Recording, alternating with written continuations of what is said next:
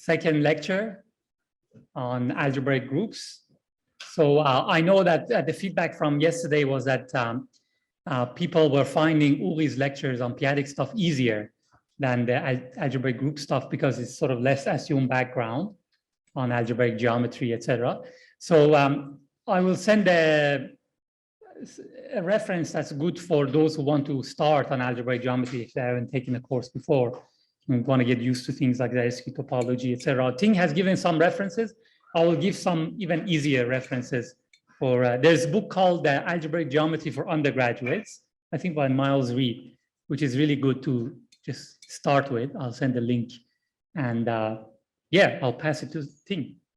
Thanks, Matthew. Yes, okay, so I also put some informal notes on Slack about background in algebra geometry that we need. I try to keep it also minimum. So hopefully that also would be helpful for just quickly look at the algebra geometry facts. Okay, so last time we stopped at discussing the Lie algebra or linear algebra group. So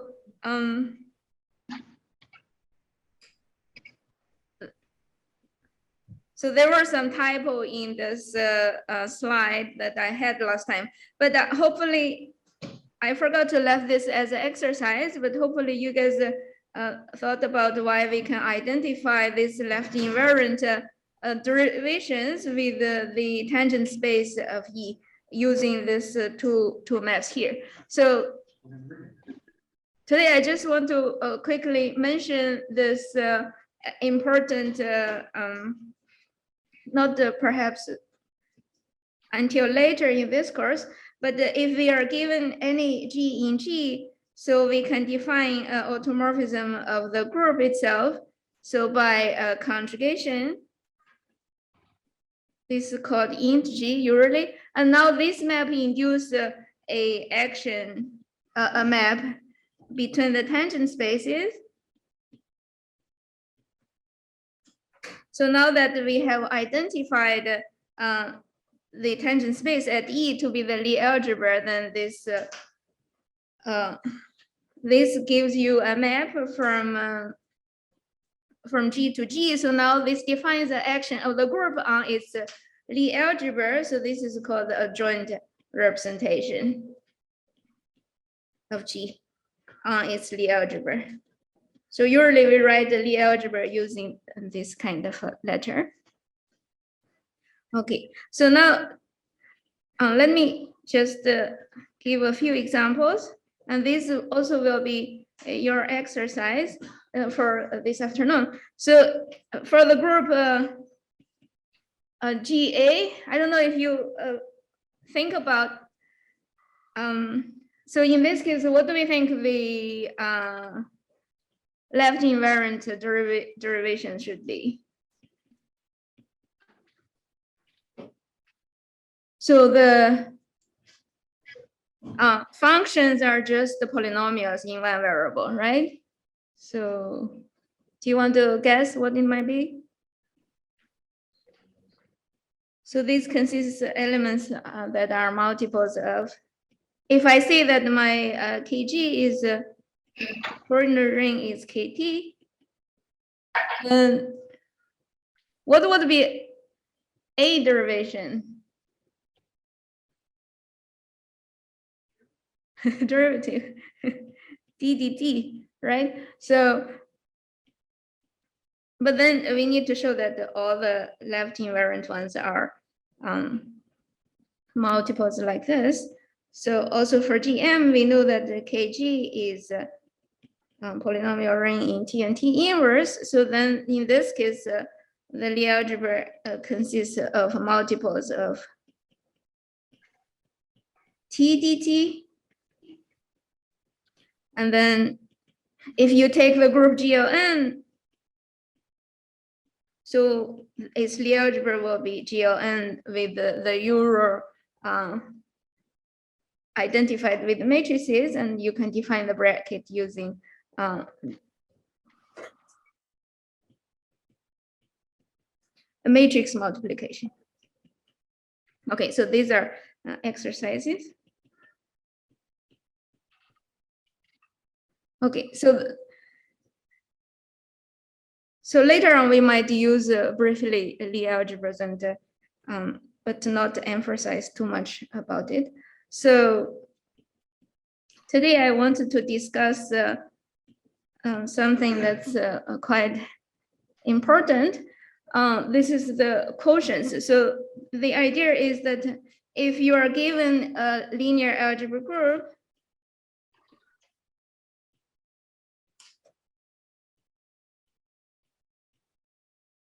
and a closed subgroup. So if you are in abstract group theory, then sometimes you can talk about G mod H, right? So what we wanted to do here is that we wanted to give this coset G mod H a structure of a variety in a natural way, and so that you get a morphism.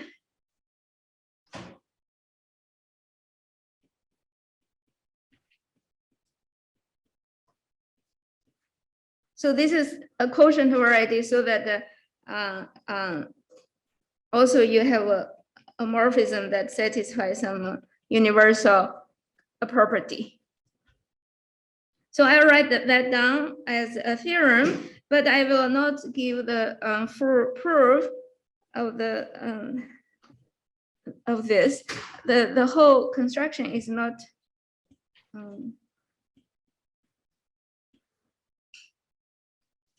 at least to me it's not very easy. So quotient G mod H actually exists and is unique up to a G isomorphism. So this means the isomorphism of varieties that's G equivalent.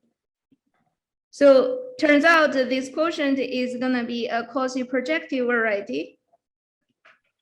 Quasi-projective meaning it's open in a projective variety of dimension G minus dimension H.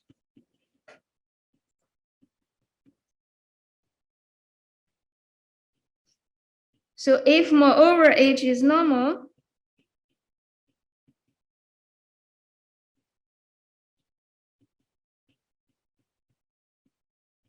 then we know as an abstract group, G mod H now can have a group structure, right? So turns out then in this situation, this variety is affine itself. And with the Euro group structure, it will become a linear algebra group.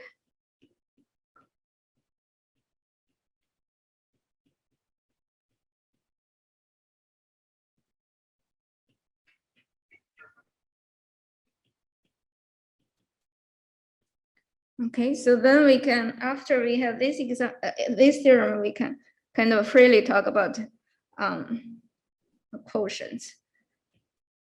So before I say some ideas about how to realize G mod H as a variety, let's first look at examples.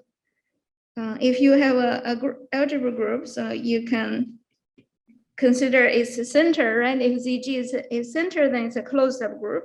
Then, for example, I can get the group PGL2 by modulo quotient out by the center from GL2.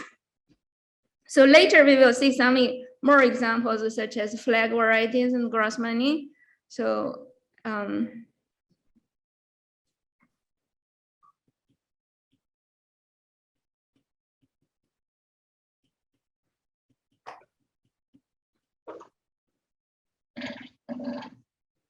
so now perhaps I write down a formal definition. What does this mean, this to be a quotient?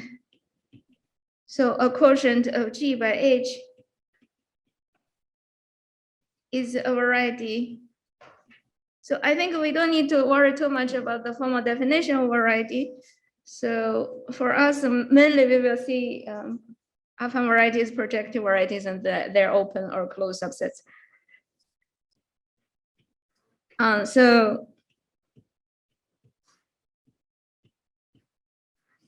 a morphism from G to G mod H, a variety, so that first of all, so you want this pi to be constant on all the H cosets. So secondly, the universal property says that if you have any other morphism from G to X, which is also a constant on H cosets, then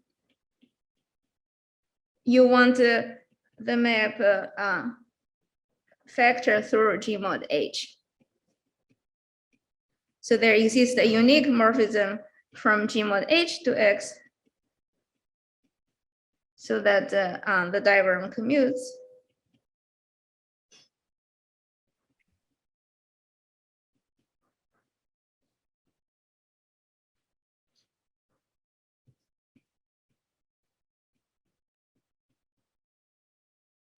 Okay.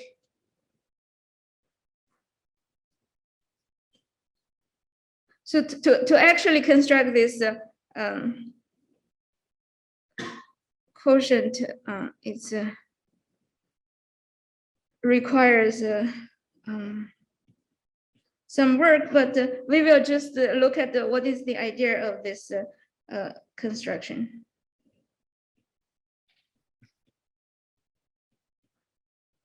So first, there is a theorem by Chevalier,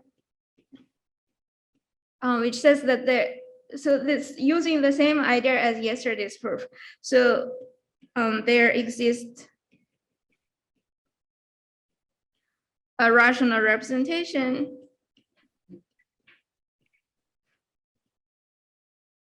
phi from G to G of V. So here V is the rational representation. Rational just means that this is a homomorphism of algebraic groups. Or like we did yesterday, V is a G variety. So V in V, V not equals to 0, so that we can realize this subgroup H to be the stabilizer of a line that's spanned by this vector V.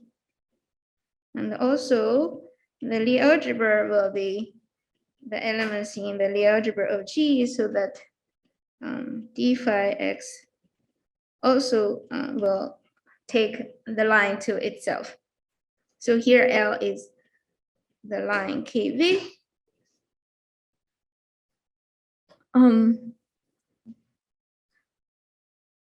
So now maybe we, instead of first prove the theorem, we try to see how this theorem helps us to at least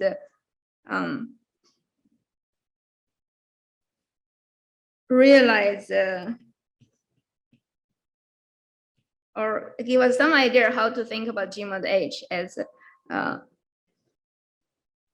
variety, so a quasi-projective variety. What do you think? Should we? So we want to produce, first of all, maybe a projective variety, and then hopefully we can identify G mod H with some open subset in that projective variety.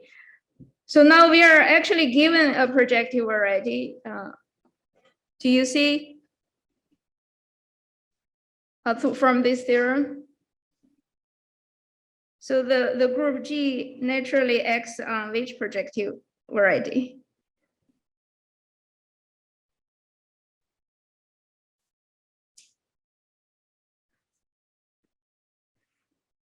Projective of the vector space, right? All the lines in this vector space.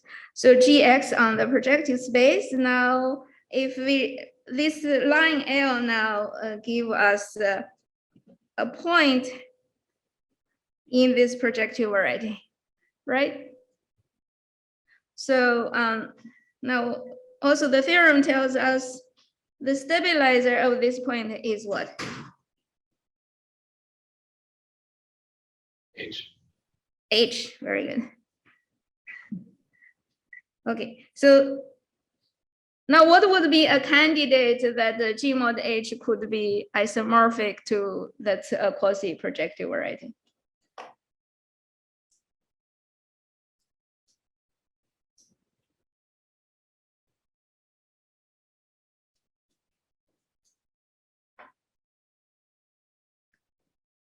So what about if we let X to be equal to the orbit of our X, small x, the line in the projective space?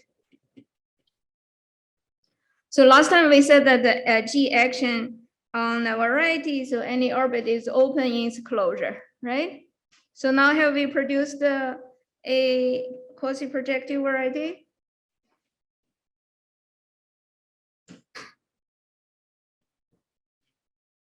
So a closed subset of projective variety is still projective. Now X is open in its closure, so X is quasi-projective.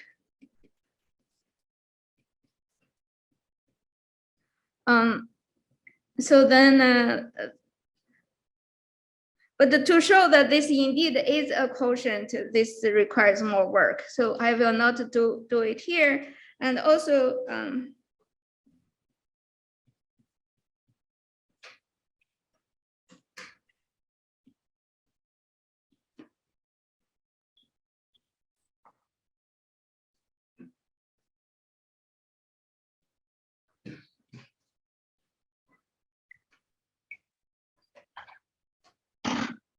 so also a remark is that, so this condition for the Lie algebra is only only needed in characteristic P.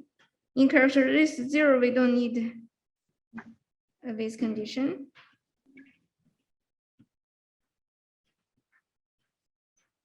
So because we needed to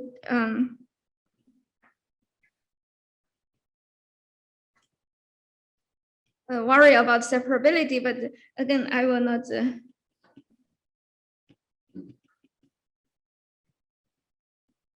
discuss this here. So, So is it the case that the orbit is always isomorphic to the quotient? Like do we have the orbit stabilizer theorem? That if you have the orbit of G, like if G acts on an arbitrary variety with stabilizer at the point H, is that orbit isomorphic to G mod H? Say in characteristic 0? okay, so the question is, I don't know if the Hawaii people. The question is, if you have Gx on an orbit with, well, if you have a G orbit with the stabilizer H, is it true that the G mod H is always isomorphic to the orbit? That is a very good question. So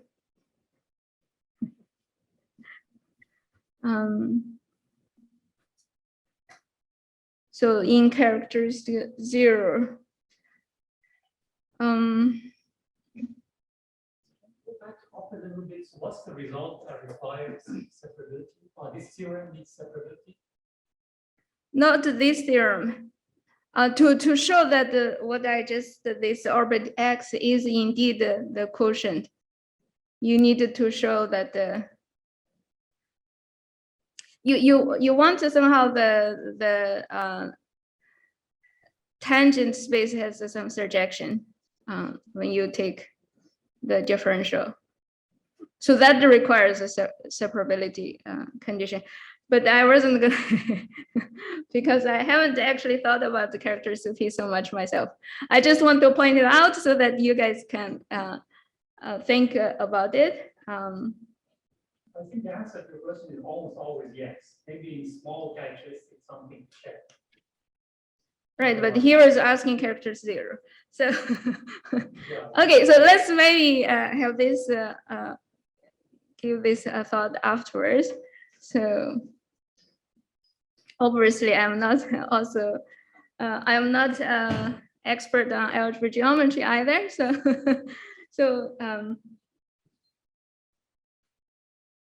so now let me try to give a brief proof of this theorem, given that we have discussed using similar kind of idea from yesterday.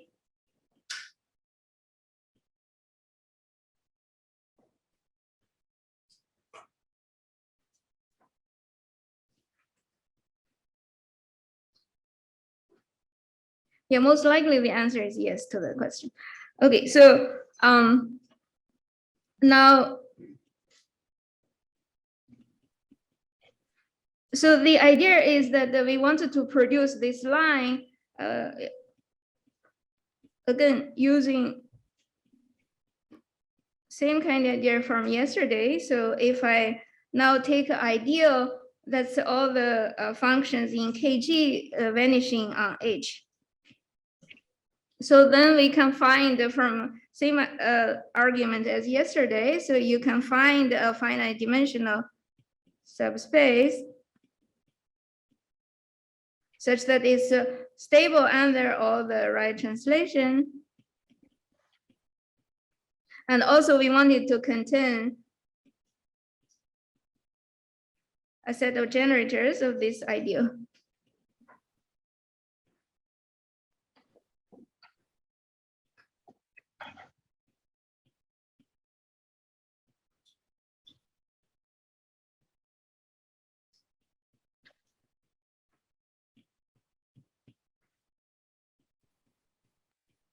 So then you can take the vector space W to be V intersect I. So then you can check that H will be now the elements in G so that it stabilizes this vector space W. And the Lie algebra, so now I'm writing curly H to be the Lie algebra.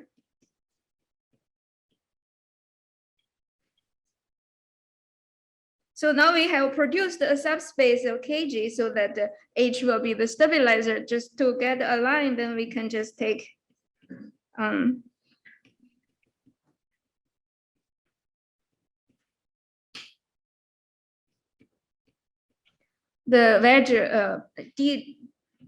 wedge D of W, you produce a line, and then you verify that this line satisfies the condition in the theorem. Okay, so I'll leave the details to you guys to check.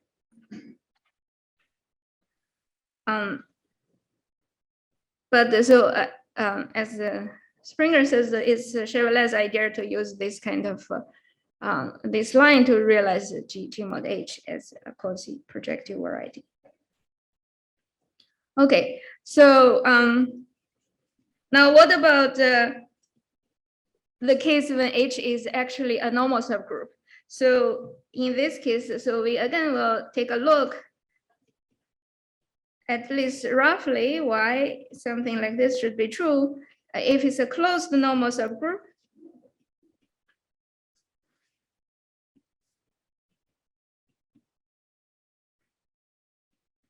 then there will exist a finite dimensional rational representation W, so that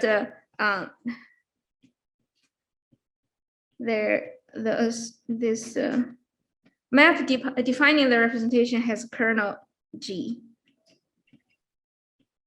as a kernel H. So this kind of at least tells us it looks like we have embedded G mod H to GLW.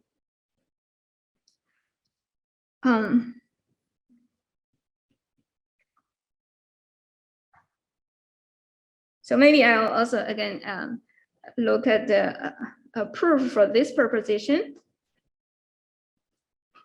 So what we will do is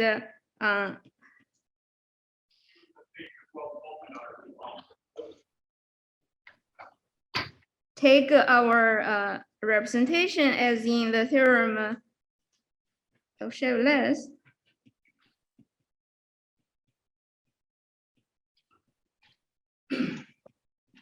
So that H is the stabilizer of a line.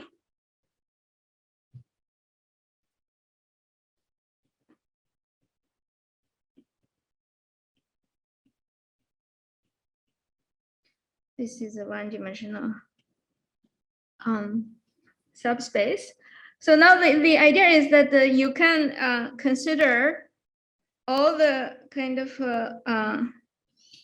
eigenspaces of H action. So you want V chi to be the set of vectors so that H act on V will always be a scalar multiplication.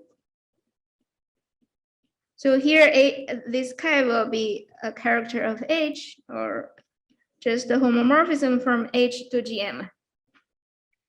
So this is not, at least for chi, oops.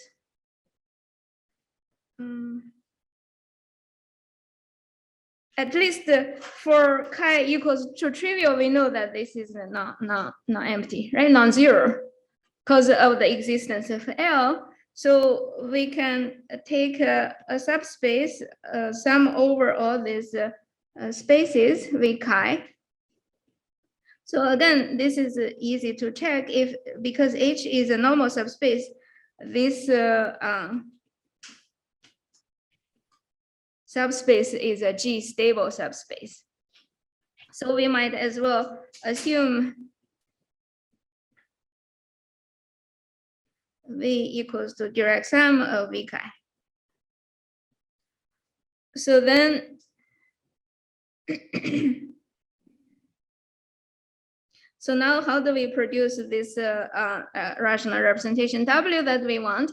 So we can just take W to be the endomorphism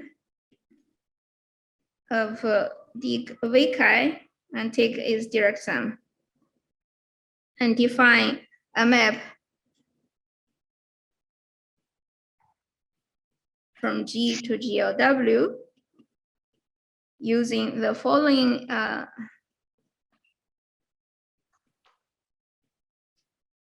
so CG now applied to F will be phi G F phi G inverse. Okay, so F X on V and phi G also X on V. So now maybe I'll leave as exercise.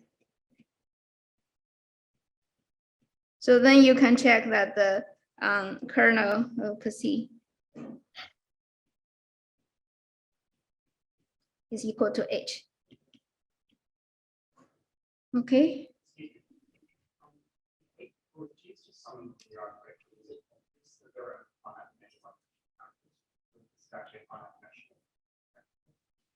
But we began with the finite dimensional. Oh, sorry, I forgot to repeat the question. Oh, the question was that whether or not it's clear direct sum of V chi is finite dimensional. But this is a subspace of V. We started with a finite dimensional representation, right? V was finite dimensional. Okay, very good. So just in case that also you're curious about the arbitrary ground field, so supposedly this quotient also exists, not just over algebra closure.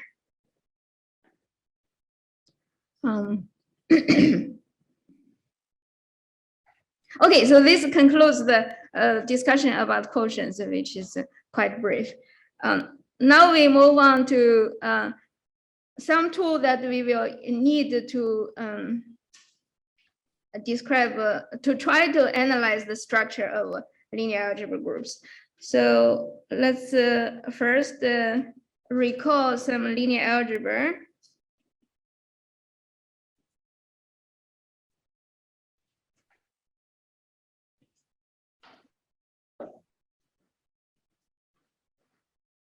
So if you have V is again finite dimensional vector space over our algebra closed field. So the definition, if you are given an endomorphism of V, then it is called semi-simple if your vector space is spanned, has a basis by the eigenvectors of phi.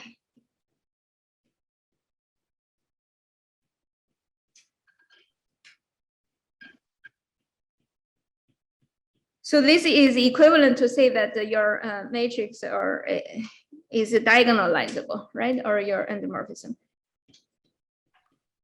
Because you can diagonalize it using your eigenvectors. And now it is called nilpotent if some power is 0 for some n.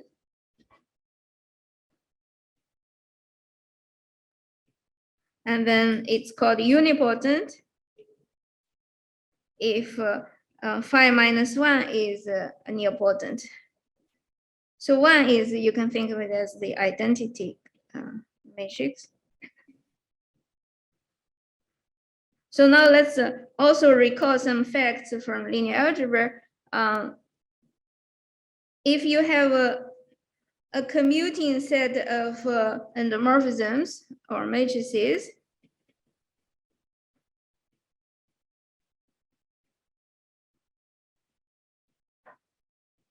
then what are the facts that we know?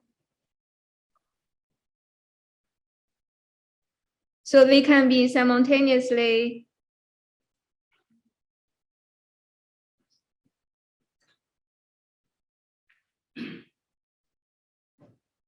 do we recall this from linear algebra?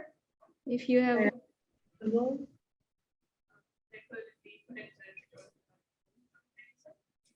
right, okay. Or we just put them all into kind of upper triangular form if they are commuting, right? So then there exists.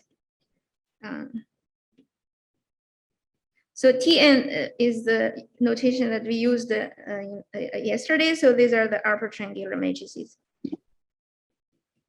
But so Jordan decomposition really is kind of I don't know, generalization of Jordan normal form. So if S now, or if all elements of S are semi-simple,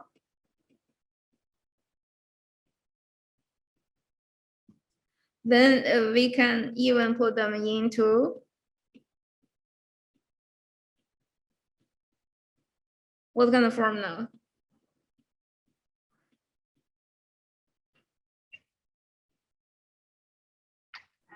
Diagonal, very good. So that's Dn, diagonal matrices. So this will be an exercise to recall these facts.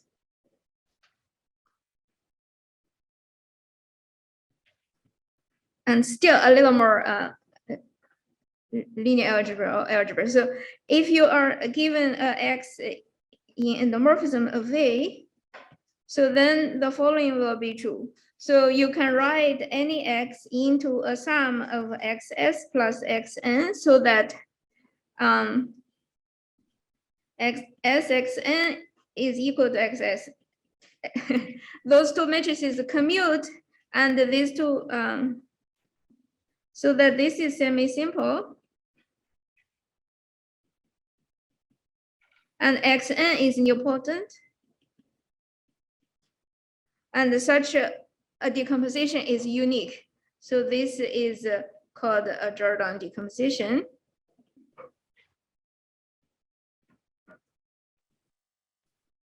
Okay, and moreover, so in fact, so you can find polynomials in KT so that they don't have a constant term.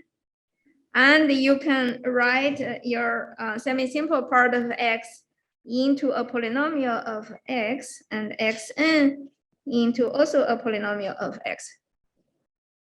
So this actually is kind of an interesting exercise from algebra. So now, oh. Do the P and Q depend on X? Do the P and Q depend on X? Yes, I think so.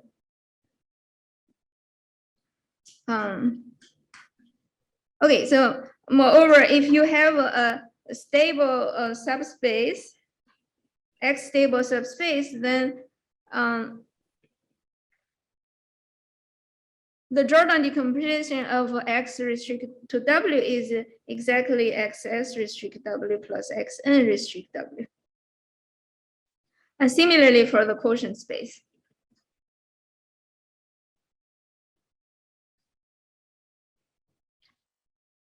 Oops.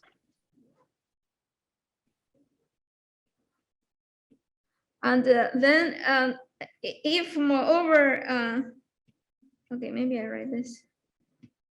If you have an element that's invertible in G of V, then there will exist a unique semi-simple element. Can I write semi-simple like this? GU is unipotent, so that GS commute with GU, and also G is GSGU. Okay, so this is the Jordan decomposition in the group. So now what we wanted to do is to do this for a general algebra group, affine algebra group.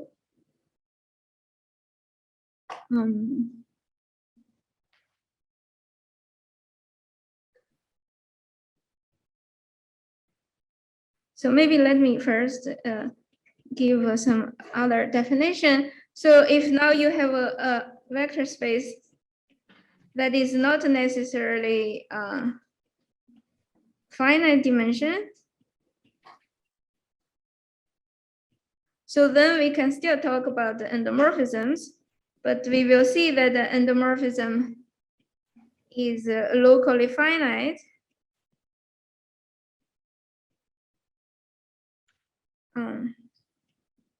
If this vector space is a union of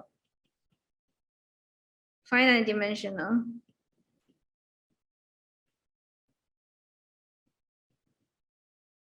phi stable subspaces.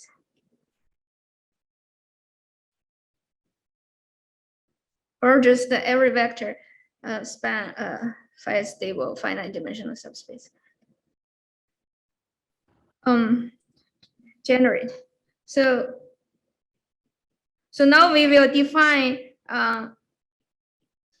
endomorphism to be, semi-simple, nilpotent, or unipotent by just looking at its restriction to any stable finite dimensional subspace.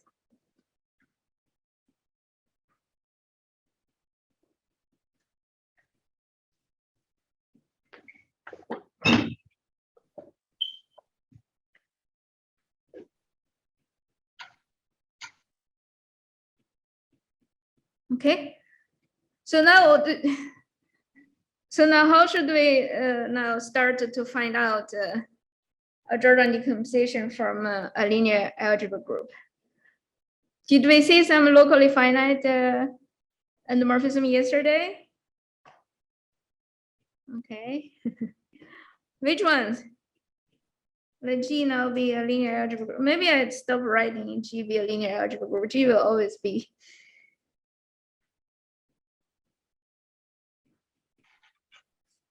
Linear algebra group. Which locally finite morphisms, not all, endomorphisms we had yesterday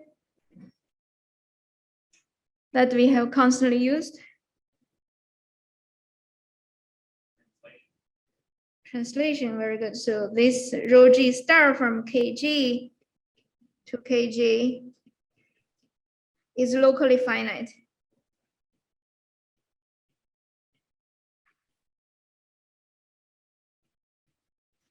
Okay, so this tells us then I can write rho G star to be equal to its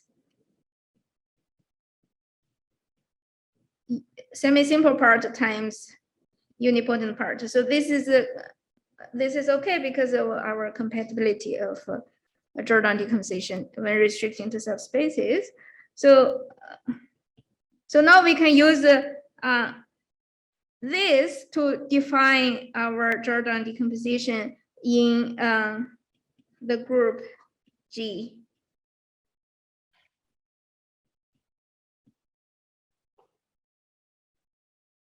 So there exists unique GS, GU in G so that you can identify the translation with the GS to be the semi-simple part of S and of rho G star, and also GU star is going to be equal to. Okay, and moreover, then G is going to be equal to GSGU, and these two are again commuting with each other. So here GS will be called semi-simple part of G. And similarly, GU will be called the unipotent part of G. Okay. So of course, once we define this, we want some good property of them. So for example, if you have a homomorphism algebraic groups, then you want this to preserve semi-simple part and also preserve unipotent part. Okay, and so now in particular, this means, okay, maybe let me first write down. In the situation of G equals to GLN, then we can check that GSGU defined this way is the same as before in the linear algebra situation.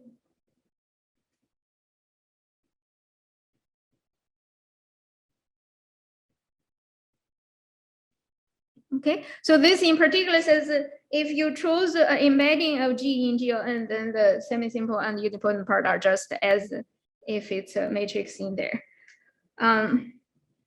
So I'll skip the proof of this. So maybe it can be an exercise too, or you read in the book. So then this is Jordan decomposition in G. Similarly, you can look at the Jordan decomposition in the Lie algebra.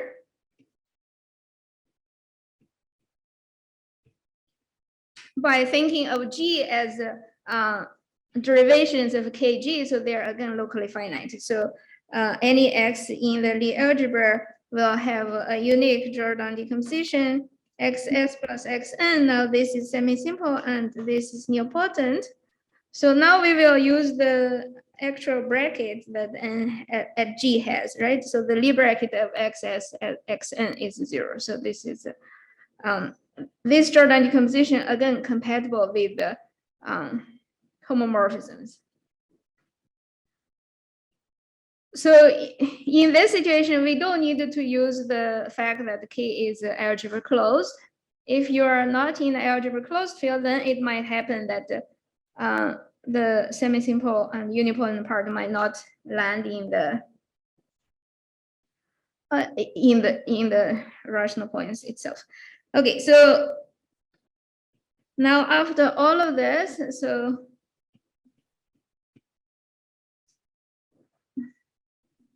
our next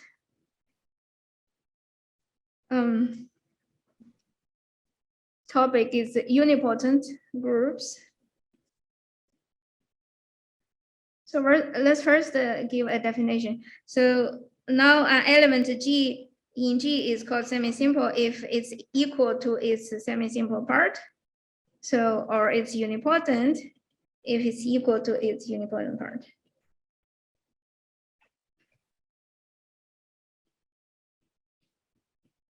And then a linear algebra group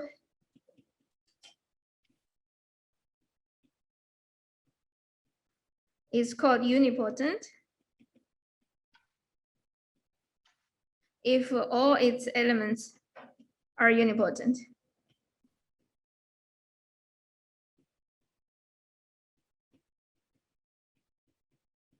So can you think of an example for maybe a subgroup of GLN that's unipotent.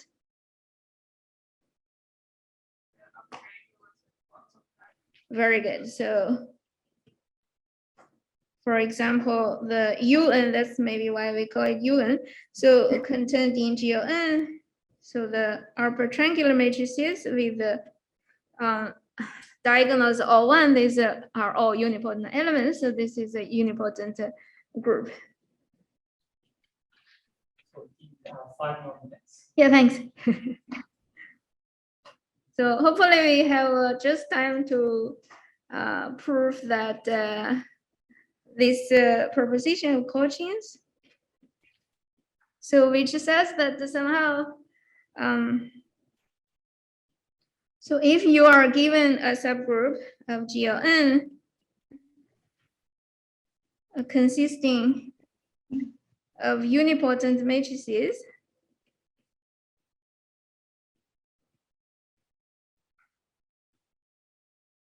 then you can actually conjugate it into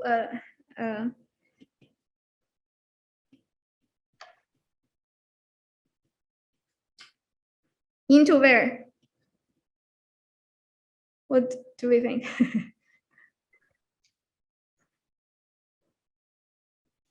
Perhaps UN, right? Very good. So in other words, this is saying that G. Oh, by the way, how many of you guys have heard of flag varieties or flags? Oh, okay, very good. So,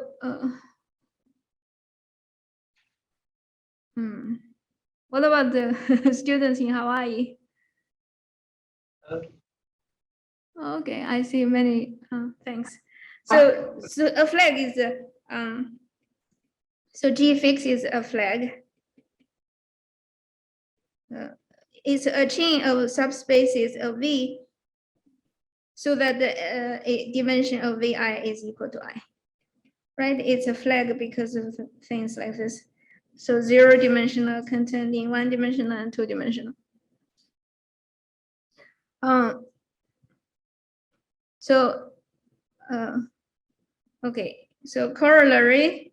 So a unipotent group is nilpotent just in the abstract group sense, and also solvable. Well, nilpotent implies solvable.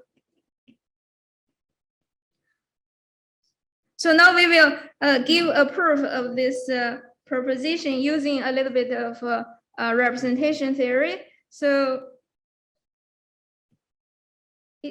I think it's a nice proof. So you consider a composition series of this representation. Oh, sorry. So V is Kn.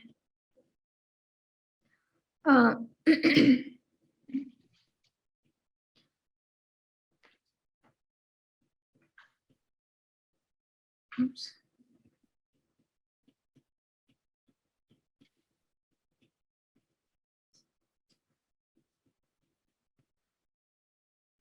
So that H of this quotient will be a simple KG module.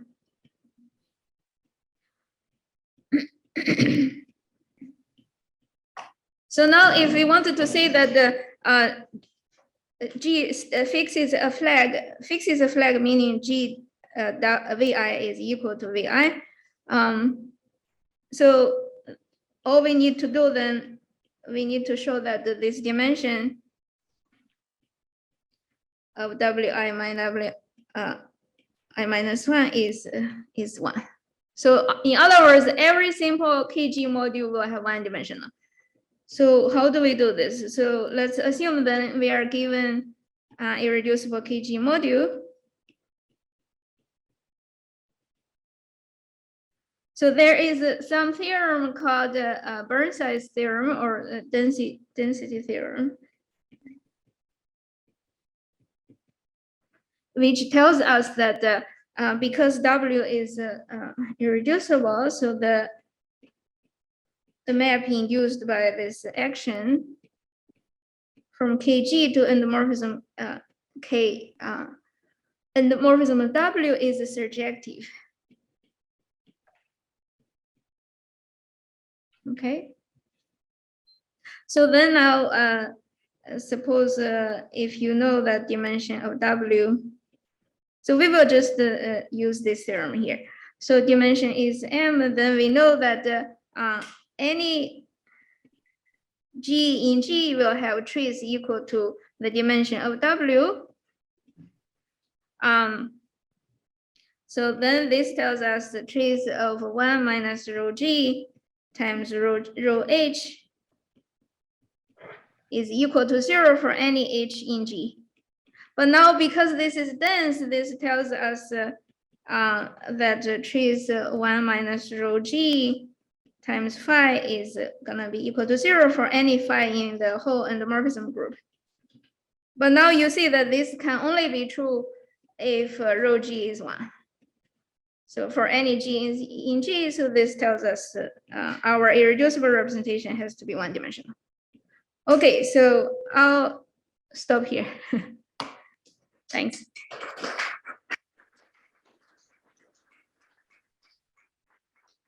Oh. Can you just quickly why we need to achieve this theorem? It looks complicated and I didn't get why it was. Why we need Chevallier's theorem? Oh, the Chevallier's theorem just helps us to at least heuristically think why. Well, no, it helps to, it's used in constructing the quotient, right? But here I only explained a rough idea how you can use Chevallier's theorem to kind of construct a quasi-projective variety that is the candidate for G mod H for the quotient. We didn't give the whole Exercise. sure, that's a difficult exercise. Well, maybe not for the more algebraic, geometrically advanced students, but for me, it's a challenge. It's like easier for the additive group Say that again? or small group, like not very big, like the duplicative group or the additive group is easy, so it's pretty very hard. For the edited group or the multiplicative group, so I'm not sure it's gonna be well, the closed, okay, maybe we leave, should we leave this discussion maybe afterwards? Are there any questions there? Good questions to be discussed during sessions and yeah. Wait, no questions. No, hi. No questions. Yeah. Let's thank Ting again.